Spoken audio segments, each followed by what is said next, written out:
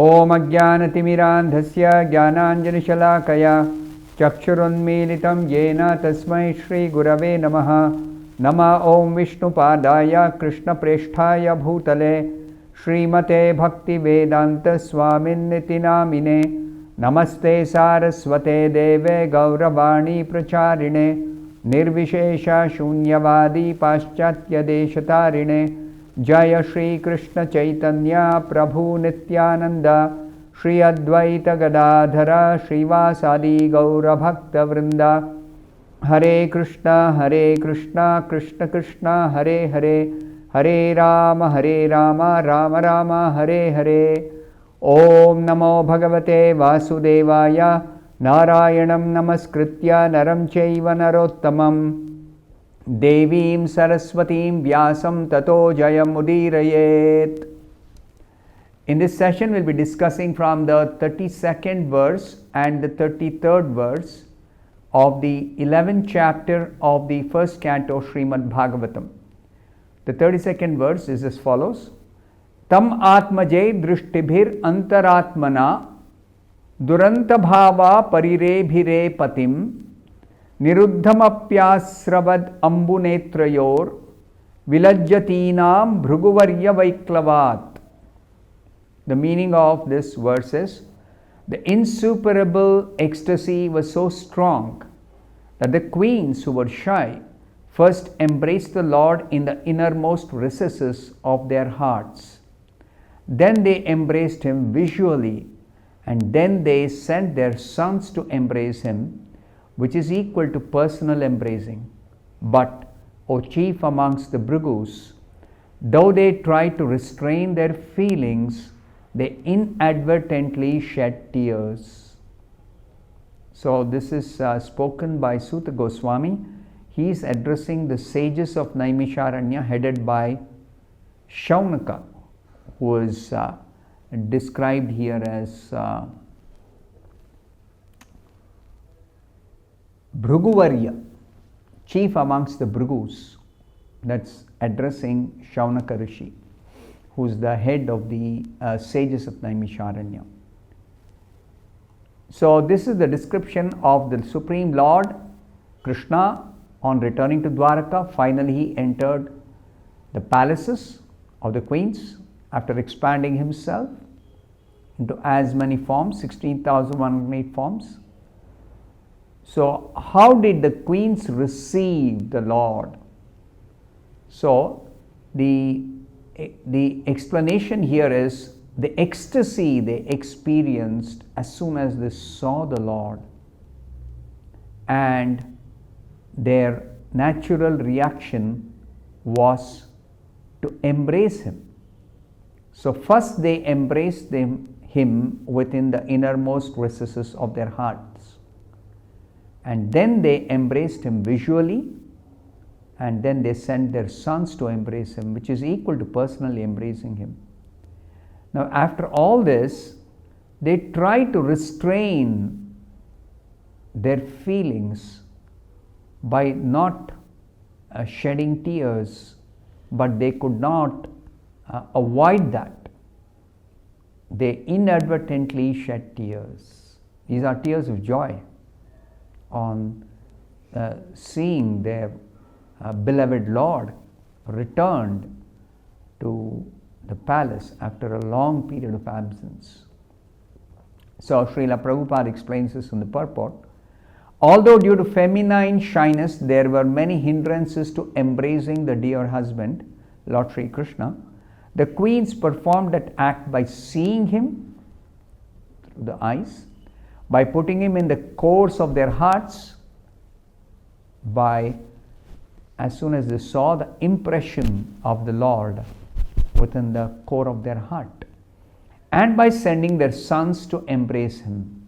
Still, the act remained unfinished, and tears rolled down their cheeks despite all endeavors to check them.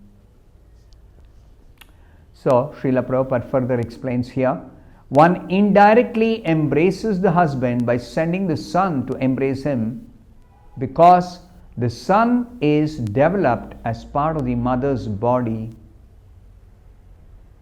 The embrace of the son is not exactly the embrace of husband and wife from the sexual point of view, but the embrace is satisfaction from the affectionate point of view. The embrace of the eyes is more effective in the conjugal relation, and thus, according to Srila Jiva Goswami, there is nothing wrong in such an exchange of feeling between husband and wife. So, this is the explanation for the meeting of the queens with their husband, Lord Krishna, the king of Dwaraka. Then the next verse, the 33rd verse, Yadyapi asau parshvagato raho gataha tathapi tasyangri yugam navam navam pade pade ka virameta tat padat chalapi yat shrir najahati karhichit. The meaning of this 33rd verse is, although Lord Sri Krishna was constantly by their sides as well as exclusively alone, his feet appeared to them to be newer and newer. The goddess of fortune, although by nature always restless and moving, could not quit the Lord's feet. So, what woman can be detached from those feet, having once taken shelter of them? So, Srila Prabhupada explains this elaborately in the purport. The result of somebody completely surrendering to the Lord and taking shelter of his lotus feet, what is the result of that? Srila Prabhupada explains in the purport, conditioned living beings are always after the favor of the goddess of fortune, although by nature she is moving from one place to another. In this material world, everyone, all conditioned souls, are in a state of existence where they have to seek anything and everything that they want, that they need. That is not the state of existence in the spiritual world, in the association of the Lord. In the spiritual world, everything is in plenty, and merely by desiring, anyone can get whatever they need, because there are desiratories to supply everything in the spiritual world. But that's not the case in the material world. Material world, there are material laws which are working, the laws of karma. And one has to work in order to even maintain oneself. So, such conditioned living beings means those who are under the conditions of material nature. All the living beings within this material world who are who have come here for the sake of material enjoyment, independent material enjoyment, in forgetfulness of Krishna. They always seek the favor of the goddess of fortune. And the nature of the goddess of fortune is, she keeps moving from one place to another. She is not fixed up except at the lotus feet of Krishna. And further, Srila Prabhupada says, in the material world, no one is permanently fortunate, however clever one may be. Nobody is always fully fortunate. No. There have been so many big empires in different parts of the world. There have been so many powerful kings all over the world, and there have been so many fortunate men. But all of them have been liquidated gradually. Permanently, nobody is having all the wealth or the power or the other kinds of fortunes. It's never permanent. This is the law of material nature. As soon as the body is finished, everything is finished, connected with the body. But spiritually it is different. What is the difference? That is explained in the Brahma Samhita. According to Brahma Samhita, the Lord is served very respectfully by hundreds and thousands of goddesses of fortune. The statement in the Brahma Samhita is Lakshmi Sahasra Shata Sambhrama Sevyamanam. They are always in a lonely place also with the Lord, the goddess of fortune. But still the association with the Lord is so inspiringly newer and newer that they cannot quit the Lord for a moment, even though they are by nature very restless and moving and are moving about.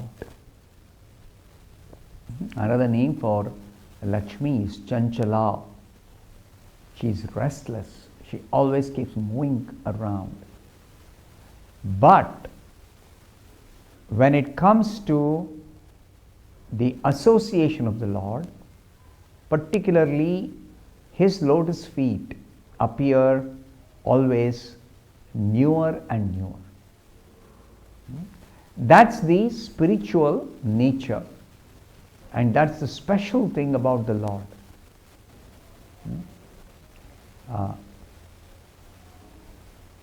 Adyam Purana Purusham Nava Yauvanam Cha, in the Brahma Samhita.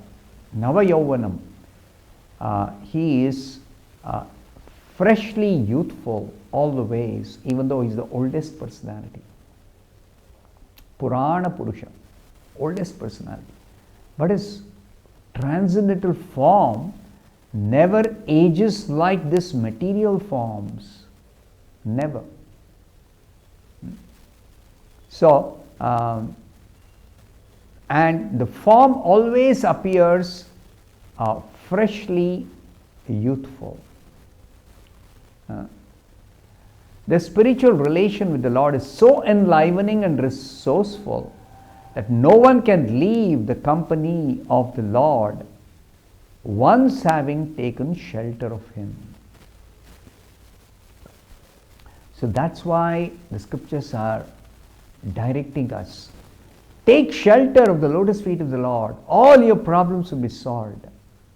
No more any attraction will remain in the material world. Actually, material world is not really attractive. It is a presentation of the illusory energy to bewilder the living entities who are desirous of independent enjoyment. It is just an interaction of the three gunas, producing a temporary appearance of some attractive features. But spiritual beauty, spiritual world, is not at all conducted by the three material modes. There is no touch of matter there. There are no material modes. There is no destructive kala. The time factor is conspicuous by its absence in the spiritual world. So such a spiritual world Krishna is inviting all of us.